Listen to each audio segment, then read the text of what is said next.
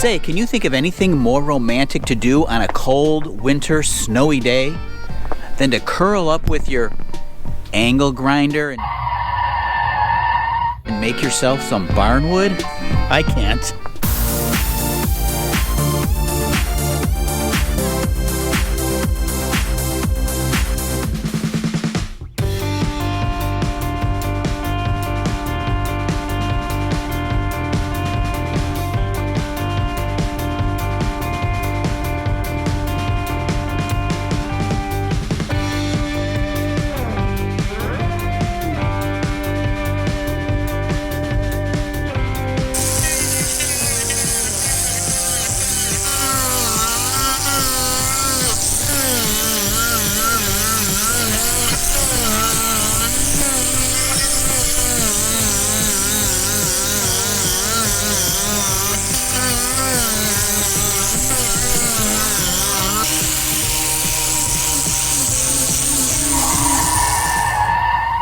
So I'm sorry for using that same sound effect twice now in the same video, but I thought this would be a great opportunity to explain exactly what I'm doing with the angle grinder.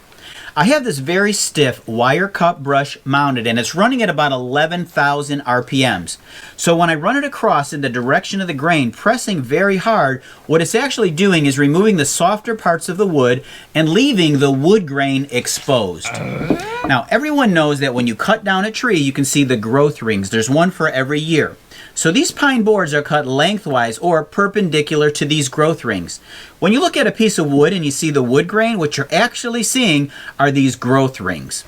The growth rings, or the darker wood grain, is harder and denser than the rest of the wood, which is why the grain remains and the softer bits in between get removed when I use the angle grinder. Which is what makes this look like it eroded over a long period of time instead of 15 minutes with my angle grinder. Now, if you don't mind, I'll get back to finishing up the board.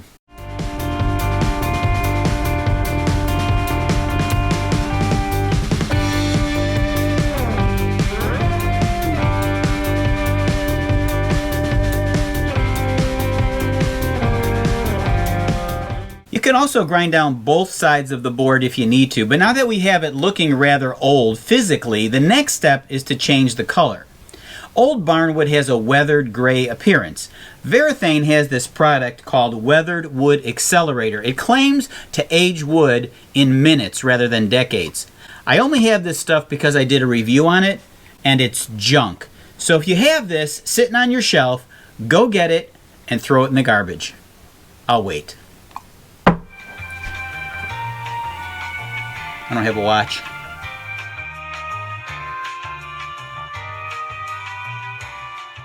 So now what we're going to do is color the board using 3 different stains. The first one is a very light stain called Summer Oak. The second one is a dark walnut. We're going to put this on sort of blotchy in different areas. And then finally we're going to cover the whole thing in this weathered gray stain. Now if you don't have these, it's about a $25 investment, but they go a long way and it's still way cheaper than spending $8 a foot for barnwood. Before changing the color, I'm going to add a few blemishes using a hammer and an awl. Use the hammer to make some dents and an awl to look like wormholes. You might even want to drill some holes in it to make it look like where the nails were when this was mounted on the barn. Starting with the Summer Oak stain, you can apply it using either a roller or a brush. Then wipe it off with a rag and let it dry for about 5 minutes. Using a darker stain, add some blotchy, darker areas to the wood and let it dry for a few minutes.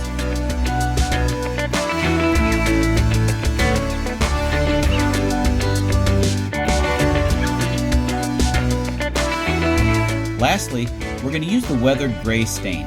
You can apply it with a rag or a brush. Just be sure to wipe it off quickly so that the gray doesn't completely obscure the base colors. You want the first 2 stains to slightly bleed through. It may take you a little practice to get the look you're after. Depending on the stain colors you use as well as the amount, your final results will vary. So I think it came out pretty good. Nothing's going to beat what nature can do, but if you need a piece of barnwood quick, this is the way to go. So the question is, should you seal the wood? Well, I'd say if you're going to put this in a kitchen or a place that has a lot of grease, you're going to want to seal the wood because it'll be easier to clean up. You can give it a coat of shellac or linseed oil, or even a quick coat of satin polyurethane brush or spray will be just fine. So now that you got a great piece of barnwood, what can you do with it? Well, here's a few ideas for some projects that I made using barnwood.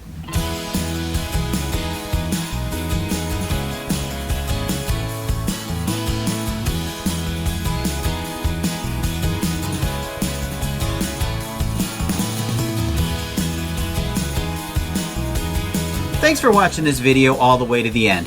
I hope you're a subscriber to this channel where you'll always see me make cool stuff from junk. Until next time, you can meet me in the alley.